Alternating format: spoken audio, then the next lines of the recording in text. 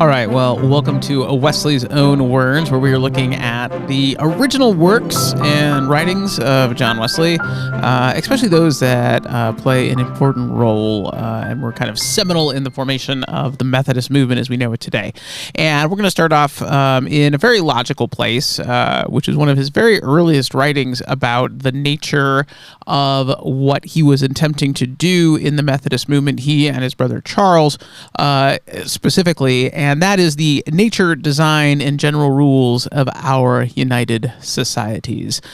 Before we were known as Methodists, which were originally kind of a term of derision, almost a slang, negative connotation slang term, that later we went on to just adopt. Wesley originally called us the United Societies.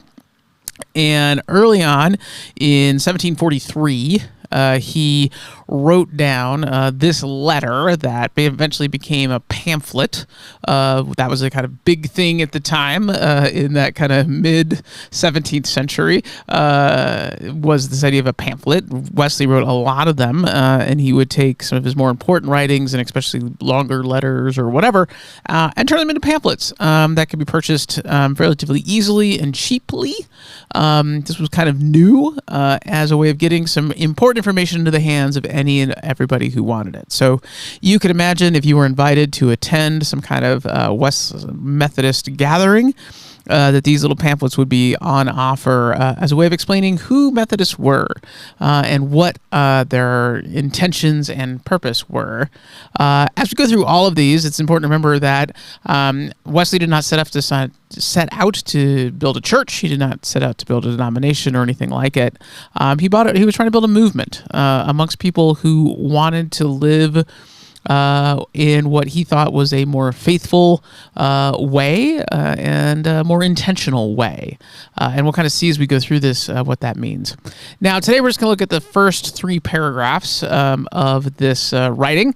And it begins with a salutation, kind of like a letter almost, where Wesley just kind of helps us understand what it is that is happening here.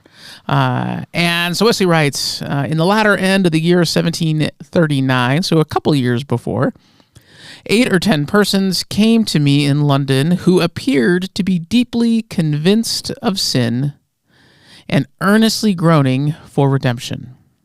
They desired, as did 2 or 3 more the next day, that I would spend some time with them in prayer and advise them in how to flee from the wrath to come. What a good phrase. Which they saw continually hanging over their heads. That I might have more time for this great work, I appointed a day when they might all come together, which from thenceforth we did every week, namely on Thursday in the evening. To these, and as many more as desired to join with them, for their number increased daily, I gave those advice from time to time which I judged most needful for them, and they always concluded their meetings with prayer suited to their several necessities. Whew. John is, of course, writing at his time, and while in the mid-1700s they did, in fact, speak English, not only are they speaking British English, but they're speaking 300 years old British English, and if you didn't quite follow along with the text on the screen or with my reading, it wasn't abundantly clear, this is mostly all one sentence, because John loves a run-on sentence. But as we look through this particular first paragraph, a couple things that I want to point out. One, this is the beginning of Methodism, and people are coming to John. This is 1739, again, is the time he's writing about. They're coming to John because they think he is somebody who can help them. And John, about 10 years earlier, started what is best known as kind of think of as like a college ministry when he was at Oxford, where they met in the upper room and a group of college students when John was attending there to pray for each other and to help each other learn and develop in their faith. And John then went off. He had spent a little time as a missionary in Georgia, which went incredibly poorly. Maybe that'll come up again later. I don't know. And then came back, kind of tail between his legs, to London, and back to Oxford, where he again began to meet with a group of people, more than anything, just to figure out what was going on with him and where he wanted to go next. But through those meetings, he had a bit of a spiritual awakening of his own, was sort of living through that spiritual awakening. Other people noticed it. Other people noticed the way in which he talked and spoke and taught, and decided that they wanted to learn specifically from him. So a small group in the beginning, though John mentions in this that grew on an almost daily basis, came to him, seeing him as someone who's on a spiritual path of development, and wanting to do the same. So they came and sought him out. And he talks about them appeared to be deeply convinced of sin. This idea that we can do wrong, right? They are convinced of this idea that human beings are not perfect, that we can hurt each other, we can hurt ourselves, we can live in ways other than how God would really want us to. We can live in ways other than prioritizing loving God, loving neighbor, and loving ourselves, which is something we talk about around here quite a bit. So they were convinced that this was them, and that they were struggling in these ways, and they earnestly wanted to live differently. Which says they earnestly groaning for redemption. That's what he means. He realizes they want to live differently. And so he thought the best way to do that is, for them to spend time together and help figure out how they all together may flee from the wrath to come. Now, important thing here is when we hear that language, first of all, it's very loaded language because John loves loaded language. We may want to read into that ideas of Christ's second coming and the end of the world and the rapture and all that sort of stuff. That really wouldn't be a strong part, really any big part of Christian thinking or identity for another 100 years. It wasn't until the mid-1800s that whole idea and that whole reading of like the book of Revelations and all that would come back around. So they're not talking about that generally or likely. They are talking more about, this idea of God's wrath that is hanging over their heads. And wrath is interesting. And I don't have time to unpack that whole word. But one way we understand the idea of God's wrath, it means that there are consequences, right? I mean, or we feel it, like we can feel inside of us when we know we are not doing what we ought to do. We may kind of tamp it down by calling it a guilty conscience. Right? So these folks are obviously recognizing that they're living in ways other than they ought to be living. They're feeling bad. Maybe they have a guilty conscience about it. And John is choosing to call that and summarize that as quote unquote God's wrath. But it means that somehow they are feeling the consequences of not living in the way that they should, probably inside of themselves on a regular basis, they're feeling the guilt and shame that can come along with that. And they don't want to do that anymore. Right? They want to live better. They want to live free of all of that. And so he offers them an opportunity to do so by meeting together weekly. This is not a one and done. John doesn't give them the magic prescription, says, we'll just believe these things or think these things or pray this prayer and everything will be magically better. He recognizes that the journey that these folks are on is the same journey that he is on, and that to get where they want to go is going to take time. And in fact, not just one, but regular meetings and regular support where they regularly support each other on a regular basis. So that's what they do. They gather together on a weekly basis. Everyone's expected to be there, as much as possible. This apparently attracted the attention of other people who chose to came with them. And they, of course, he gave them advice. I love the advice. He gave them advice from time to time, which he judged as most needful for them. And then it says they end their meeting with prayer suited to their several necessities. So John is teaching them and giving them advice based on what it is they say they're actually struggling with, what the concerns and problems they're actually having are, and then they're in prayer with each other about what's actually going on in their actual lives. This isn't John coming in as a learned person and saying, I already know what you need and I'm just going to tell you, right? in order for him to be able to advise them, he has to first listen and know what their needs are, and he does that. And I think that part is amazing, and where we get this idea that Methodism, first and foremost, is very pragmatic, and it's very meet people where they are. Right? So right from the beginning, we have this example from John where he is meeting these folks where they are based on what they say their problems are, what they say their challenges are, and what their needs are. And he's not really even judging them for wherever that is. There's nothing in there that says he judges them for them. He just says, oh, you are talking about this. You are talking about this challenge you're having here, the struggle you're having over here. We're going to focus on that. Not just what I think as John Wesley, as the leader or whatever, is important. I'm going to listen to you and listen to what you are important. And then we're going to be in prayer for each other. And we're going to do that based, again, on what your needs actually are. So that's first paragraph. Second paragraph, this was the rise of the United Society, first in Europe and then in America. Such a society is no other than, quote, a company of men, people, having the form and seeking the power of godliness, united in order to pray together, to receive the word of exhortation, and to watch over one another in love, that we may help each other to work out their salvation. United Society, again, that name for Methodism before we were called Methodists, has no other, such society is no other than. And then he goes on to say what they are. And of course, they are talking about the purpose. And their purpose is to unite together, to pray together, to encourage each other, and to help each other work out their salvations. He's saying, first and foremost, what makes Methodism is our mission, is our purpose, is our reason for being, our why. That is the most important thing. When we meet, where we meet, how we meet, all of that. It's not that it doesn't matter, but it's not the most important thing. That the most important thing that makes us us is our intention, our purpose, what we are trying to do. And of course, what we are trying to do is live godly lives, live in the way that God would want us to live.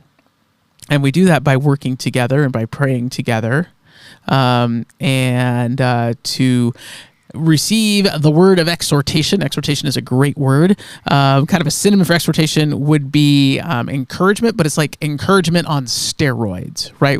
When you exhort somebody, you're not just encouraging them like, oh, good job, honey, we love you. It is much more than that, much more intentional than that, much deeper than that. And so that's why John Wesley uses that word, exhortation, over kind of softer word like encouragement. No, we are here to really listen to one another and then help people hear what we heard from them and encourage them, but more than just encourage them, but encourage them with great intention. And of course, watch over each other in love. Everything we do is in love. And we are to do this together. Right? The Methodism isn't Methodism unless we're doing it together, unless we're practicing it together in big or small groups, however we're doing it. It's not that. And then, of course, it ends with, so that we may help each other work out their salvation. We do this together, but at the end of the day, our faith and our life and who we are is eventually up to us. Is that we can be around other people who we look up to, who we admire. We can try to do all of the things that we are called to do. We can learn from those great people who have gone before us. But if we ourselves, at the end of the day, it will come down to us. We have to choose at the end of the day what we believe. It's all well and good what our neighbor believes, and all well and good what they have faith in. It does, at the end of the day, come down to us. We are meant to work out our own salvation, which is to say we need to work out for ourselves what it is we believe about ourselves, what we believe about God, what we believe about our relationship to God through Christ and the Holy Spirit. Nobody can believe on our behalf, right? We have to do that work, but the best way we can do that work is with each other. Supported by each other, encouraged by each other, being able to help each other grow as it is. And then finally, the final paragraph I want to look at today is paragraph 3. And this is sort of the end of the introduction. So this is all just Wesley introduction, getting, kind of the basics out of the way first, and some of the logistics of it. So we've learned that we are a movement that's not very old. We're a movement based around... at this point in history, we're not very old. We're about 300 years old now, but this time we're not very old. But we're to do that. We were to work together. We were to support each other. We are to encourage each other. We should look over each other in love. And then finally, the really real pragmatist in John comes out, and he says this, that it may be more easily be discerned whether they are indeed working out their own salvation. Each society is divided into smaller companies called classes, according to their respective places of abode. Abode. Good word, abode. There are about 12 persons in a class, one of whom is styled the leader. It is his duty, or her, to see each person in his class once a week at least, in order, 1, to inquire how their souls prosper, 2, to advise, reprove, comfort, or exhort as occasion may require, 3, to receive that which they are willing to give towards the relief of preachers, church, and the poor. And then 2, to meet ministers and the stewards of the society once a week in order, 1, to inform the minister of any that are sick, or 2, or of any that walk disorderly and will not be reproved, and then 2, to pay the stewards what they have received from their several classes in the week preceding.